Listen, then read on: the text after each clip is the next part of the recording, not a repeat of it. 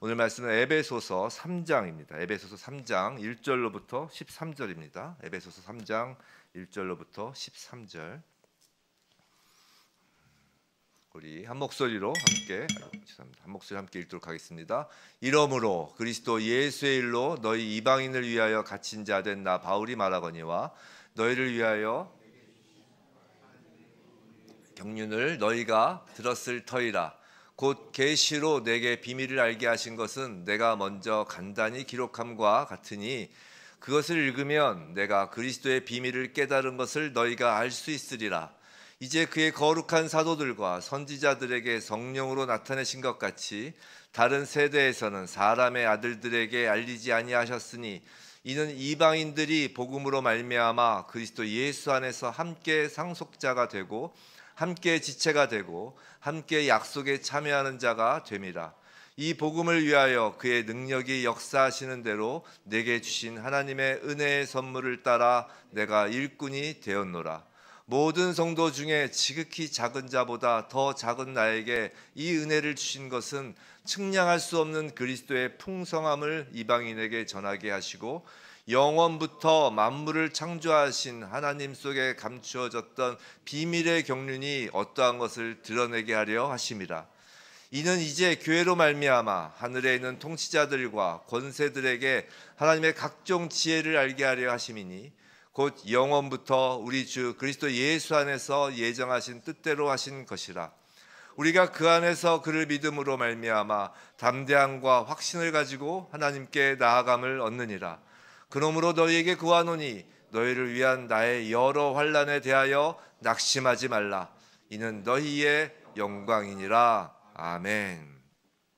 오늘 우리는 어디에 갇힌 자인가? 라는 제목으로 에베소서 1장 13절 오늘 본문 말씀을 받을 때 정말 말씀을 깨닫는 은혜와 이 말씀을 우리가 살아가는 능력을 얻는 그 은혜가 있기를 주님의 이름으로 축원합니다. 자, 오늘 주일 예배 산지교회 주일 설교는 에베소서 강의로 이어지고 있는데요. 사도 바울은 오늘 말씀에서 이러므로라는 말로 시작합니다. 이러므로. 이것으로 봐서 이제 분명히 그가 앞에서 이야기한 쭉 그 내용, 즉 무엇을 봤죠? 우리가 2장 내용이죠. 예수 그리스도의 복음 안에서 밝혀진 놀라운 진리. 2장이 그 복음의 핵심이라고 했잖아요. 그 내용이에요. 이러므로, 즉 2장의 내용, 허물과 죄로 죽었고, 우리는 허물과 죄로 죽었어요. 이스라엘 나라 밖의 사람이었고, 약속의 언약들에 대하여 외인이었고, 세상에서 소망이 없고 하나님도 없던 자였던 그런 우리가 이제 가까워졌다는 것이에요. 한 세 사람을 이제 화평하게 하신 것이고, 우리가 하나님의 시민이고 하나님의 가족이고, 또 사도들과 선지자들의 터 위에 세우심을 입었고 하나님이 거처하시기 위한 성전이 되어가고 있다라는 것을 지금까지 보여주고 이러므로라고 하는 것이에요. 에베소 교인들에게 또 우리에게 이 진리를 설명하고 나서 사도 바울은 다음과 같이 말하는 거예요. 이러므로 그리스도 예수의 일로 너희 이방인을 위하여 갇힌 자 된 나 바울은 땡땡땡 점점점. 원어 성경은 정말로 점점점 말이 중단되고 있는 것처럼 기록되고 있다고요. 지금 우리나라 말 성경으로는 나 바울이 말하거니와 이렇게 되어 있지만 말하거니와가 없어요. 원어 성경 1절 보면 정말 생뚱맞게 딱 끊겨 있어요. 점점점. 갇힌 자 된 난 바울은 점점점. 오늘 본문인 3장 1절부터 13절 말씀이 매우 재미있는 구절인데, 사실 내용이 재미있다는 것보다 이 사도 바울이 갑자기 그의 이야기를 중단하고 주제에서 벗어난 내용을 말하고 있다는 것이 흥미로워요. 14절 화면에 없어요. 오늘 본문은 아니지만 14절 한번 성경책 갖고 계신 분 보세요. 14절 보시면 14절이 또 무슨 말로 시작하나요? 이러므로로 시작해요. 원어가 같은 단어예요. 오늘 1절 시작하는 이러므로와 14절을 시작하는 이러므로. 무슨 말이냐면 이런 겁니다. 사도 바울은 2장까지 지금까지 복음의 진리를 쫙 설명하고 이러므로라고 하면서 이 복음의 그 진리에 관한 주제가 이어지도록 쫙 쓰려고 하였는데 잠시 멈춘 거예요. 그리고 다른 내용으로 오늘 본문 13절까지를 쓰고 다시 이러므로라고 하면서 본래 자신이 쓰려고 했던 내용을 기술하는 것이에요. 왜 사도 바울이 그랬을까요? 왜 그랬을까요?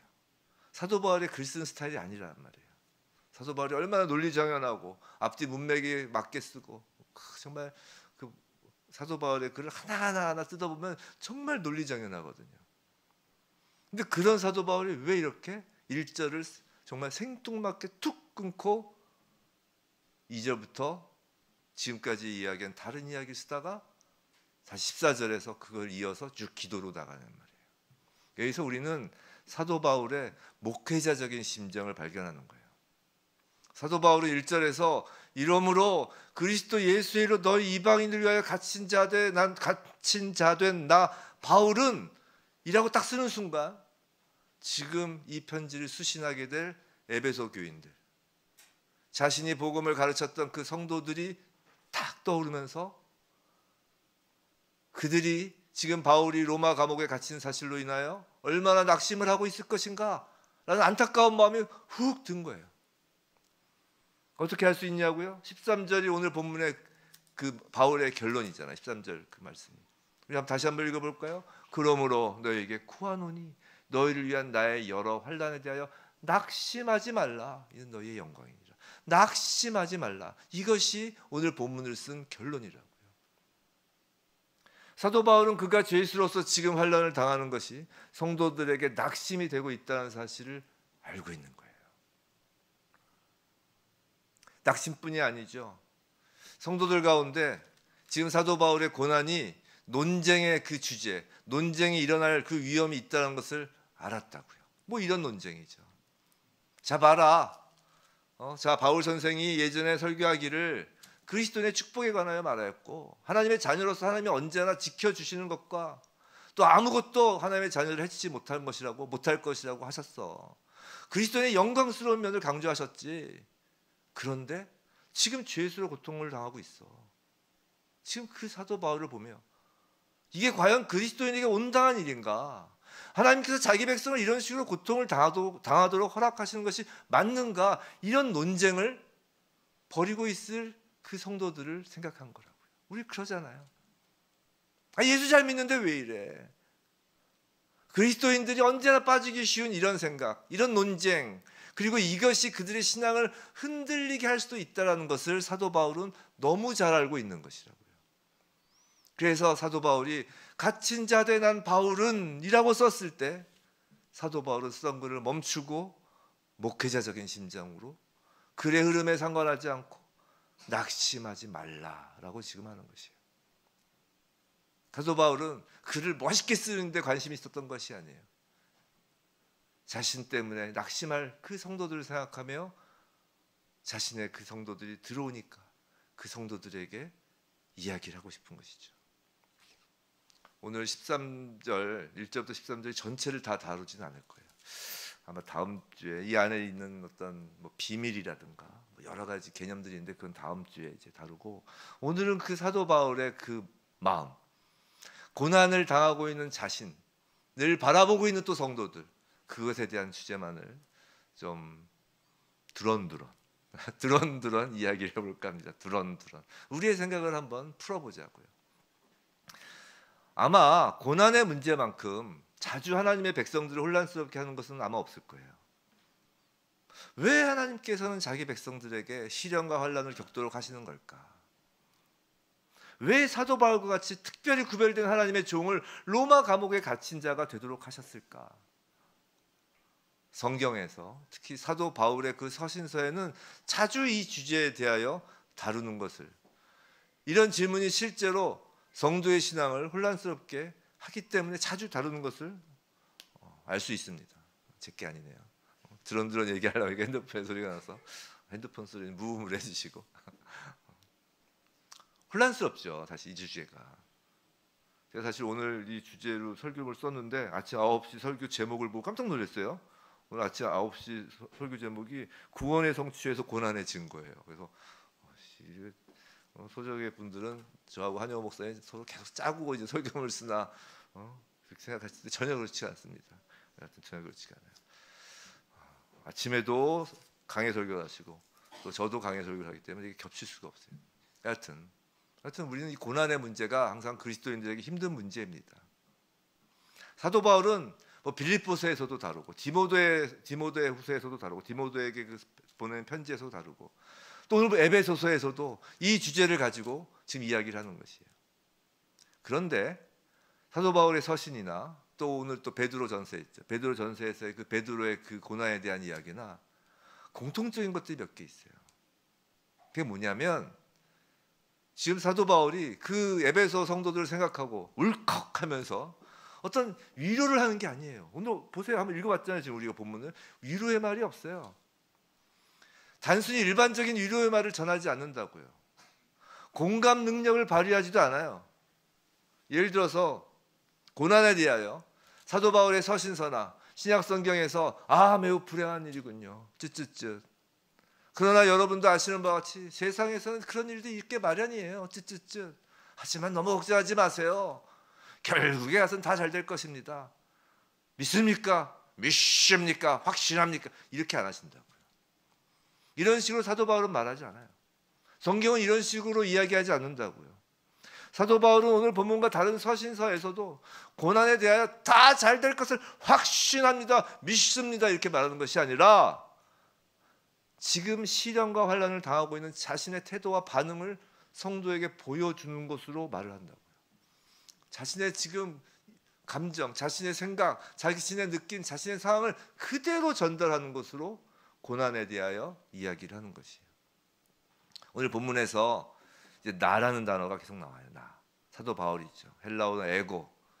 이 사도 바울이 나오는 그 나라는 그 단어에 사도 바울이 아니라 여러분 자신의 이름을 넣고 읽어보시기 바랍니다.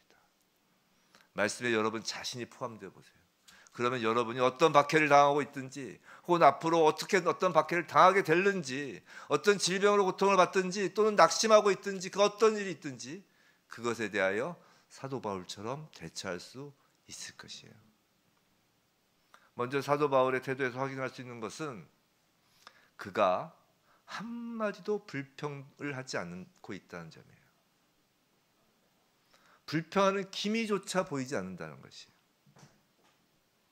한순간이라도 자신이 겪고 있는 고난이 과연 이게 하나님의 사랑에 맞습니까? 하나님의 공평, 하나님의 공의에 적합한 것입니까? 라고 의문을 제기하지 않는다고요. 사도 바울은 이렇게 이야기하지 않아요. 하나님, 난 여러 해 동안 하나님께 봉사해 왔어요. 초지일관 하나님만 섬겼습니다. 그 가운데 수많은 고난도 당했어요. 근데 이제 나이가 들었잖아요. 지금 사도 바울이 나이가 들어서 쓰는 거거든요. 지금 노인이 되었어요. 근데 지금 이런 일이 왜 나에게 닥쳐와야 하는 것입니까? 는 식의 불평 불만을 한마디도 하지 않는다고요. 그럴 기미조차 보이지 않아요. 또 사도 바울은 자신이 고난에 처한 이 상황에서 불굴의 정신으로 그 고통을 이겨나간다라고 이야기하지도 않아요. 불굴의 정신으로 그 고통을 이겨나가는 것도 아니면 우리는 지금 봐야 된다고요. 바울은 자신의 서신서 어디에서도 고난에 대하여 다루면서 세상에는 원래 좋은 일도 있으면 나쁜 일도 있고 인생이란 것이 원래 그래. 그러니 한때 좋은 시절이 있었다가도 지금은 어려움에 닥쳤다 하여도 너무 슬퍼하지 말아라. 자, 어려운 일에 닥쳤습니까? 자, 정신 차리고 힘내자. 자, 지금이 지나면 또 좋은 시절이 온다. 용기 내자, 견디자 라는 식의 극기를 말하지도 않는다고요. 성도 여러분, 극기는 기독교와는 상관없는 거예요. 오히려 이교적인 것입니다. 그래서 이교조에서 막 치잖아요. 막 자기 몸을 치잖아요. 극기하는 거예요. 극기. 기독교는 그렇게 안 한다. 오히려 바울은 지금 로마 감옥에서 이 시련 가운데서 견뎌내는 것 정도가 아니라 기뻐하고 있다는 것을 우리는 알 수 있어요. 오늘 3장 본문은 기쁨의 노래예요. 고난 중에 있는 바울의 편지에서 기쁨과 승리의 모습이 역력한 거라고요. 단순히 자기에게 주어진 환경을 견뎌내고만 있지 아니하고 그것을 초월해서 고난 중에서도 즐거워하고 있는 것입니다. 승리감으로 환희에 넘쳐 있어요. 성도 여러분, 이것이 고난에 대하여 바울 서신과 그 외에 베드로 신약 성경이 우리에게 주는, 그 고난에 대하여 우리에게 주는, 성경이 주는 매우 독특하면서도 귀한 교훈이라고요. 기독교가 바라보는 고난은 불평 불만으로 성도를 비관적이고 비판적인 사람으로 만들려는 것이 아니에요. 그렇다고 단순히 결국은 다 잘 될 거야, 그게 아니어도 천국만 가면 된다는 그 무책임한 낙관론을 갖게 하려고 기독교에서 고난을 이야기하는 것이 아니라고요. 또한 극기를 하면서 스스로를 강한 사람으로 만들도록 강요하는 것이 기독교에서 바라보는 고난의 목적이 아니라고요. 고난을 단순히 견뎌내는 것 정도가 아니라 사도 바울이 기뻐하고 승리의 찬송을 부를 수 있는 것은 그가 원래 그런 기질인 것도 아니에요. 뭐 낙천적인 성격에서 그런 것도 아니에요. 기록에 의하면 사도 바울은 오히려 천성적으로 쉽게 의기소침하고 내성적이고 과민한 사람이라고 한다고요. 근데 그런 그가 환난 가운데서도 의기소침해지고 자기 자신에게 연민의 정을 느끼고 자기 연민에 빠지고 그러는 것 대신에 마음의 평화를 가지고 기쁨과 승리의 환희를 누리는 그 모습은 예수를 믿는 모든 성도에게서도 발견될 수 있고 발견되어져야 하는 모습이라는 것이에요. 기질과 차이 없이 말이에요. 나는 원래 이런 성격이야와 상관없이, 난 원래 뭐 소심한 성격이야, 난 원래 불같은 성격이야, 난 원래 뭐 이런 이게 상관없이 모든 성도가 가져야 할 모습이라는 것이. 여기 갇힌 자 바울이 있어요. 사도 바울이 우리에게 말하고 있는, 더 정확히 말해서 이제 하나님께서 사도 바울을 통해 우리에게 말하고자 하시는 그 첫 번째 사항은 그는 일반적인 죄수가 아니라는 것이에요. 자, 1절에서 이러므로 그리스도 예수의 일로 갇힌 자 된 나 바울이라고 지금 기록되어 있죠. 지금 이렇게 말하면서 지금 사도 바울은 자신의 문제를 지금 직시하고 있는 거예요. 자, 원어를 직역하면 예수의 갇힌 자라고 되어 있어요. 예수의 갇힌 자, 즉 예수의 소유격이에요. 그래서 예수의 죄수라고 번역되는 거예요. 지금 사도 바울은 자신의 처한 현실을 직시하고 있어요. 그는 로마의 죄수가 아니라는 것이에요. 나는 로마의 죄수가 아니야 라는 걸 지금 이야기하는 거예요. 이 구절에서 나는 네로의 죄수가 아니야 라고 이야기하는 거예요. 나는 로마의 법률 때문에 갇힌 것이 아니야 라고 이야기를 하는 것이에요. 예수의 죄수라는 것이에요. 성도 여러분, 사도 바울은 자기에게 일어나는 모든 일에 대하여 언제나 그리스도 예수와 관련시켜 이야기하고 있다는 사실을 알고 계세요? 에베소서 1장 1절에서 뭐라고 해요? 그리스도 예수의 사도라고 해요. 또한 그는 그리스도의 종이라고 합니다. 그리스도의 사역자라고 해요. 지금은 그리스도의 죄수라고 하는 거예요. 다를 게 없는 거예요.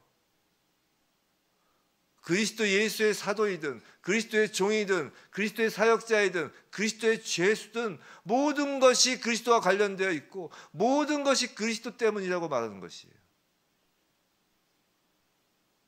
세상의 눈의 시각에선 사도의 신분이고 우리로 치면 뭐 목사의 신분이고 세상의 눈으로 치면 또 목사가 감옥 가면 죄수의 신분이고 하지만 지금 사도 바울은 자기가 감옥에 있든 사도로서 앞에 나서 설교했을 때든 다 예수 그리스도의 사도, 예수 그리스도의 죄인이면 된 거라는 것이에요. 이게 고난을 바라보는 첫 단추예요. 생각해 보세요. 지금 사도 바울이 겪고 있는 고난은 예수를 만났기 때문에 겪는 고난이라고요. 바울이 옛날에 그 다소의 사울, 그러니까 뭐 사울에서 바울 이름이 바뀐 건 아니지만 아시죠? 사울은 히브리식 이름, 바울은 이게 그 헬라식 이름 그래서 뭐 이방인의 사도로 이렇게 부르심을 받은 다음부터 성경에서 갑자기 바울로 바뀐 거예요. 여하튼 옛날에 다소의 그 사울이라면 여전히 바리새인이라면 여전히 유대인들의 율법 교사라면 분명히 지금 로마 감옥에 있지 않았을 것이에요. 확실하죠. 지금 사도 바울은 이렇게 말하는 것이에요. 내가 여기 로마 감옥에 있게 된 것은 다메섹 도상에 있었던 그 한낮의 그 사건 때문이라고 말해요. 그리스도인으로서의 바울에게 일어난 모든 일은 예수를 만난 다메섹 도상에서 출발하는 것이라고요. 성도 여러분, 여러분이 그리스도 예수를 만났나요? 그리스도 예수를 믿나요? 그렇다면 여러분에게 일어나는 모든 일은 그 만남에서 출발한다는 사실을 깨달아야 되는 것이에요. 그것이 내 감각적으로 기쁜 일이든 내 감각적으로 슬픈 일이고 힘든 일이든 여하튼 우리가 예수를 만난 자라면, 예수를 믿는 자라면 우리에게 지금 일어나는 모든 일은 그 만남에서 출발한다는 사실을 깨달아야 한다는 것이에요. 그것이 우리 삶의 고난을 이해하는 첫 번째 단추입니다. 여러분이 예수를 믿지 않았으면 겪지 않았을 고난 시련이 무언가요? 예수를 믿지 않았으면 겪지 않았을 고난 시련. 지금 말씀드린 고난은 내가 뭐 나태하고 내가 막 탐욕을 부리고, 그래서 즉 내 죄로 인한 고난 말고, 성경에서 말하는 고난은 그런 것이 아니라 예수를 믿어서 겪는 고난이 무엇이냔 말이에요. 나의 죄로 인한 고난은 로마에 갇히는 것이고, 그게 아니라 예수에 갇히는 것이 무엇이냔 말이에요. 그것이 성도의 고난에 대한 이야기의 첫 단추라고요. 그냥 예수 믿으면 고난이 시작된다라고만 말하면 오해를 불러일으킬 수 있어요. 막연한 두려움만 줄 수 있어요. 마치 어떤 거냐면, 옛날에 이제 저희 집은 이제 전 모태신앙이 아니잖아요. 원래 저희 집이 이전에 그 불교였어요, 불교. 그래서 이제 잘 아시는 바와 같이 저희 작은 누님이 저희 믿음의 씨앗이었죠. 그때 저희 어머니도 물론 이제 세례 받으시고 예수 믿고 돌아가셨지만, 이제 그 당시에 우리 옛날에 그런 얘기들 많이 하잖아요. 작은 누나가 작은 누님이 이제 예수를 믿고 이제 교회를 다니니까 뭐 막지는 않으셨지만 딱 저한테 하신 이야기가 있었어요. 그게 뭐냐? 뭐라고 하셨겠어요? 한 집안에 두 신을 모시면 불상사가 된다. 그거예요. 예수 믿으면 고난이 생긴다. 이런 식으로 막연하게만 이 두려움을 주면, 마치 옛날에 처음 기독교가 들어올 때 뭐 예수 믿으면 주상신이 노해서 집안이 어려워진다, 막 그런 식으로 말도 안 되는 이야기 하는 거와 비슷한 오해를 받을 수가 있다고요. 그런 표현이 아니라 정확히 표현하면, 예수를 믿으면 예수 믿어서 겪는 고난이 있게 된다는 것이에요. 그럼 예수를 믿어서 고난을 받게 되는 이유가 무엇일까를 생각해 보게 되죠. 사도 바울은 예수를 믿어서 겪는 고난의 이유를 자신은 정확히 알고 있어요. 1절 뭐예요? 너희 이방인을 위하여라는 것이에요. 너희 이방인을 위하여, 그것이 예수를 믿어서 얻게 된 그 고난의 이유라는 것이에요. 성도 여러분, 여러분은 하나님 나라의 시민인 걸 믿습니까? 아멘. 하나님 나라의 시민이세요? 아멘. 하나님께서 여러분을 자녀로 부르셨나요? 아멘. 맞아요? 그런데 당장 하늘로 데려가시지 왜 이 땅에 계속 두시나요? 제가 자주 말씀드리잖아요. 예수 믿고 그 자리에서 곧바로 하늘나라, 즉 천국으로 올려보내지 않는 분은 예외 없이 이 땅에 보냄을 받은 거라고요. 우리가 거듭났다는 건 이 땅에서 다시 그냥 똑같이 구르다가 갑자기 그냥 팡 거듭난 게 아니라 부르시고 보내신 거예요. 우리를 거두시고 다시 보내신 거라고요. 보내신 거란 건 뭐예요? 다 소명을 받았다는 거예요. 예수를 믿는 자는, 이 땅에서 예수를 믿고 살아가는 자는, 예수 믿고 바로 들림받는 게 아니라 그 예수님의 그 우편 강도처럼, 그게 아니면 다 소명을 받습니다. 분명히 그리스도께서 바울을 이방인의 사도로 사명을 주셨어요. 그 사명을 수행하다가 바울이 감옥에 갇힌 거잖아요. 저번 주에 말씀드렸죠. 사도 바울이 왜 감옥에 갇혔는지. 그 이방인 헬라인들에게 너희들도 하나님의 자녀다, 예수 그리스도로 인해 구원을 받는다 하니까 자신들만 하나님의 자녀라고 생각하였던 그 유대인들이 바울을 모함해서 이제 감옥에 갇히게 된 거잖아요. 결국 이방인의 그 선교 활동을 하다가 감옥에 갇힌 거라고요. 그 소명 때문에 갇힌 거예요. 그럼 우리는요, 예수를 만나는 사람은 누구나 예외 없이 소명을 줍니다. 예수는 우리를 만나시고서 하이파이브 딱 하고 잘 있어 하고 이렇게 가시지 않는다고요. 반드시 소명을 주세요. 그 소명을 그리고 수행하기 때문에 모든 그리스도인은 반드시 고난을 받아요. 꼭 사도 바울처럼 이방인에게 다가가 복음을 전하는 행위를 해서만 고난을 받는 것이 아니라, 솔직히 그리스도인으로서 살아간다는 것 그 자체만으로도 고난을 받는다고요. 디모데후서 3장 12절에, 이건 제 말이 아니라 한번 읽어볼까요? 시작. 무릇 그리스도 예수 안에서 경건하게 살고자 하는 자는 핍박을 받으리라. 경건하게 살고자 하는 자는 핍박을 받는다는 것이에요. 예수 밖에 살 때는 아무 문제가 없었어요. 내 맘대로 하면 됐어요. 뭐 맘대로 해봐야 얼마나 뭐 나쁜 짓을 했겠어요. 그게 아니라 내 의대로 한 거예요. 근데 예수를 믿으면 그 다음에 어떻게 돼요? 똑같이 죄를 져도 또 죄 졌네 이러잖아요. 똑같은 거짓말을 해도, 이전에 거짓말할 때는 뭐 먹고 살자면 다 하는 것이야, 전혀 죄책감을 못 느끼고 하다가 그럴 수 있잖아요. 그러다가 예수를 믿고 나니까 정말 작은 거짓말도 죄책감을 느끼고, 거짓말 한번 하면 또 내가 했네. 이게 고통이에요. 고통, 마음의 고통. 예전에 고통스럽지 않았던 게 고통이 되는 거라고요. 예수 밖에 살 때 아무 문제가 없었는데 막 화도 내고 막 내 성질대로 살았는데 예수 믿고 나니까 그 기질이 어디 안 가서 또 화를 내는데 이거 또 후회가 되고 그러면서 우리가 빚어지는 거잖아요. 이제 예수를 믿고 경건하게 살고자 하니까 핍박을 받는 거예요. 성도 여러분, 우리가 어떤 형태로든 그리스도인으로서의 핍박을 당하고 있다면 그것이 여러분이 그리스도의 제자라는 증거라고요. 이 땅의 삶이 불편해져야 되는 것이에요. 내 마음대로 못 사는 것이에요. 만약 우리가 어떤 형태로든 그리스도를 위하여 고난을 당하지 않고 있다면 그건 우리는 그리스도인이 아니라는 것이에요. 제 말에 아니 그러잖아요. 디모데 아까 방금 말씀해서 그리스도 예수 안에 있는 자는 반드시 핍박을 당한다니까요. 고난이 있다는 것이에요. 근데 그리스도를 위한 고난에는 더 놀라운 의미가 있어요. 사도 바울이 고난에 말한 것 중 가장 놀라운 말씀은 이제 골로새서에 있습니다. 골로새서 1장 24절. 우리 한번 읽어볼까요? 시작. 내가 이제 너희를 위하여 받는 괴로움을 기뻐하고 그리스도의 남은 고난을 그의 몸된 교회를 위하여 내 육체에 채우노라. 이게 이제 학자들이 해석하는데 제일 어려워하는 것 중에 하나예요. 근데 뭐 쉽게 설명을 드리면 여기서 그리스도의 남은 고난을 이제 채운다라고 하잖아. 이 말은 예수 그리스도의 십자가의 고난이 뭔가 부족했다는 의미가 아니에요. 예수님께서 전체 고난을 100으로 치면 내가 90만 하고 야 나머지 10 니들이 좀 해라 이렇게 남겨놓으셨다는 게 아니라 이 말씀은 뭐냐면 사도 바울이 그리스도의 고난은 100이죠. 100일 전체라고 치면 100 전체의 고난을 다 받으신 건데 모든 인류를 구원하시고도 남을 그 능한 그 고난을 다 십자가 고난을 받으신 건데 사도 바울이 그리스도의 고난에 아주 조금이라도 참여한다는 뜻이라고요. 그의 몸된 교회를 위하여 조금이라도 그 그리스도의 고난에 참여한다는 것이에요. 또 하나의 옥중서신 빌립보서에서도 이런 말씀이 있어요. 빌립보서 3장 10절. 내가 그리스도와 그 부활의 권능과 그 고난에 모여 참회함을 알려하여 그의 죽으심을 본받아라고 하는 것이. 지금 사도 바울은 그리스도인은 그냥 당연히 고난을 받아야 돼 이 정도에서 그치는 게 아니라 그냥 경건하게 살려고 하니까 고난을 받아야 돼 이것에 그치는 것이 아니라 자신의 생애 중에서 지극히 큰 특권을 지금 누리고 있다고 말하는 거라고요. 뭐가요? 고난이요. 그리스도의 고난에 참여하는 특권을 말하고 있는 것이에요. 성도 여러분, 그리스도 예수를 위한 성도의 고난은 불평할 것이 아니에요.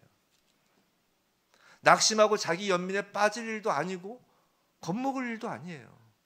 성도의 고난은 성도의 특권이며 영광입니다. 이것이 고난에 대하여 기독교가 말하는 방식이에요.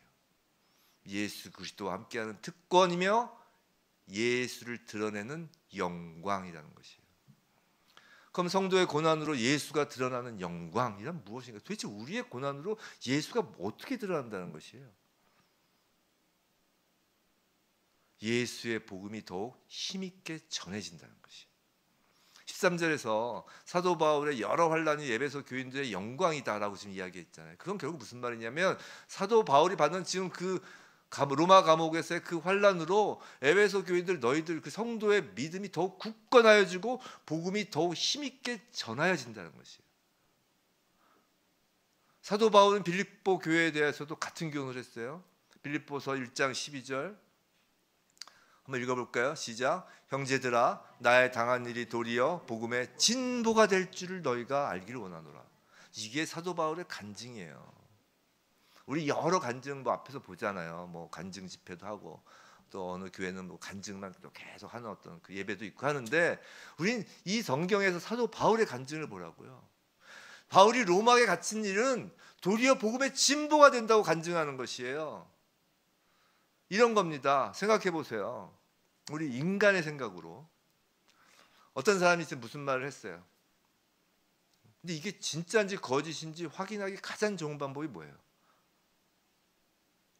요새 뭐 거짓말 탐지기 이렇게 하나요? 이 당시에 뭐 거짓말 탐지기도 없었고 뭐 거짓말 탐지기도 그렇게 정확한 건 아니에요. 이게 진짜인지 거짓인지 확인하기 가장 좋은 방법, 인간적인 측면에 우리가 볼 때 그 가장 좋은 방법은 그가 자신이 한 그 말에 목숨을 거느냐 마느냐로 판단하는 것이에요. 목숨을 걸고 하는 말, 죽음을 앞에 두고 하는 말은 그것이 진실일 것이라는 가장 타당성 있는 증거가 된다는 것이에요. 죽음을 불사하고 하는 이야기는 참말로서 인정이 된다는 것이에요. 지금 사도 바울의 이야기는 그것이에요. 복음은 진리이며 사실이며 가장 중요한 이야기라는 것을 우리가 어떻게 증명하기를 주님이 원하시는지에 대한 이야기라고요. 성도 여러분, 우리가 복음을 위하여 손해를 보아도, 복음으로 인해 해를 당해도 그것을 놓지 않고 그것을 자랑하는 모습으로 복음에 진리된 것을 하나님은 증명하고 싶어 하신다는 것이에요. 하나님은 이렇게 증거하고 싶지 않으세요. 이걸 잡았더니, 이 복음이란 걸 잡았더니 내 배가 불러졌어. 이게 복음의 간증으로는 부적절하다는 것이에요. 이 복음을 믿었더니 만사형통했네 라는 간증과 생각해 보세요. 와, 이 복음을 믿었더니 내가 만사형통해졌어요. 좋은 학교도 갔고요, 좋은 직장도 얻었고요, 좋은 가정도 이뤘고요, 애들 다 잘 되고요, 내가 예수 믿었더니 정말 너무 잘 됐어요 라는 그 간증과,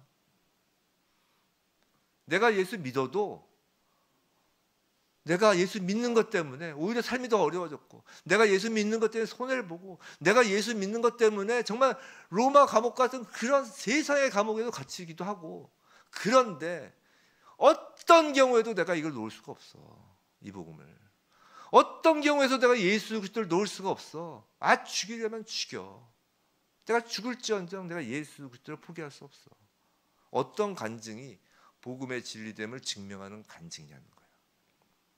후자라는 거예요. 근데 지금 교회는 자꾸 전자로 가고 싶다는 거예요. 전자로.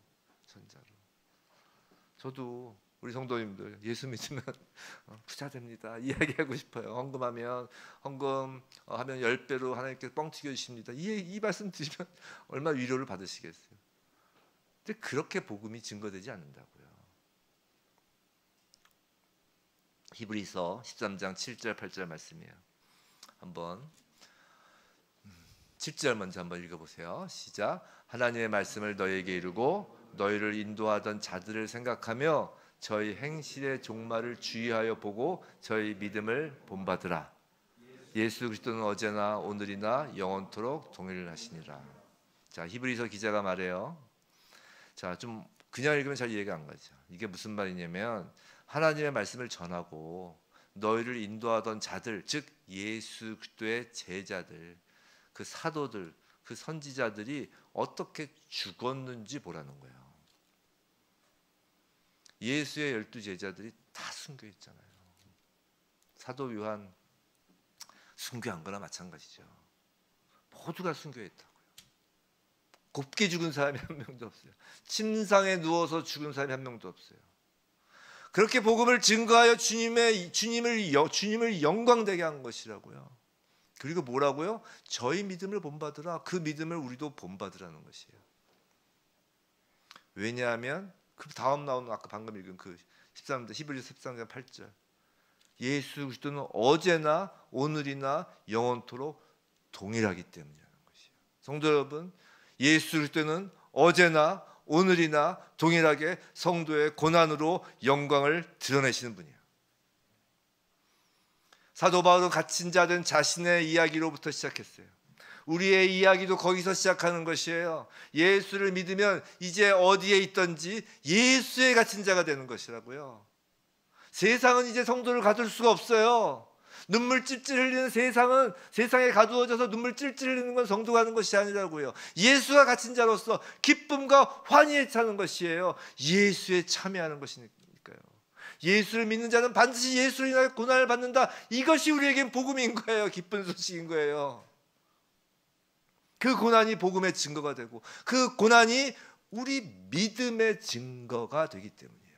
고난이 없으면 내 믿음이 진짜인지 가짜인지 절대 확인할 수 없어요. 성도 여러분, 고난은 하나님이 저와 여러분을 향하여 베푸신 아주 귀한 선물인 거예요. 그래서 빌립보서 1장 29절 이런 말씀을 하시죠. 우리 함께 읽어볼까요? 그리스도를 위하여 너희에게 은혜를 주신 것은 다만 그를 믿을 뿐 아니라 또한 그를 위하여 고난도 받게 하려 하심이라. 은혜라는 것이에요. 고난도. 이 말씀이 우리에게 해당된다는 사실을 우리가 아멘 하고 하나님께 감사하고 주님께 영광을 돌리면, 그럴 때 진짜 예수 그리스도를 믿는 자로 증거된다는 것이에요. 부디 사도 바울의 오늘 이 서신서 말씀에 사도 바울의 내 이름을 집어넣는 그리스도 예수의 일로 갇힌 자 된 나 바울, 그리스도 예수의 일로 여러분 누구를 위하여 갇힌 자가 됩니까? 하나님께서 그게 소명이에요. 누구를 위하여? 오늘 본문 1절에 내려주세요 자막. 오늘 본문 1절 다시 한번 보시면 그리스도 예수의 일로 이방인을 위하여라고 했잖아요. 이걸 누군가를 위하여 바꾸시면 그게 여러분의 소명이에요.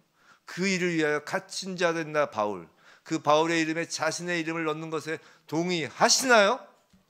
동의하시나요? 만약 동의하신다면 이제 예수 그리스도 안에서 기쁨과 환희와 영광을 누리길 시작할 그 시작종이 울린 것입니다. 부디 그리스도 예수로 인하여 갇힌 자, 복음의 증거로서 예수 그리스도의 고난에 동참하는 그 기쁨과 영광을 누리는 자가 우리 모두이길 주님의 이름으로 축원합니다.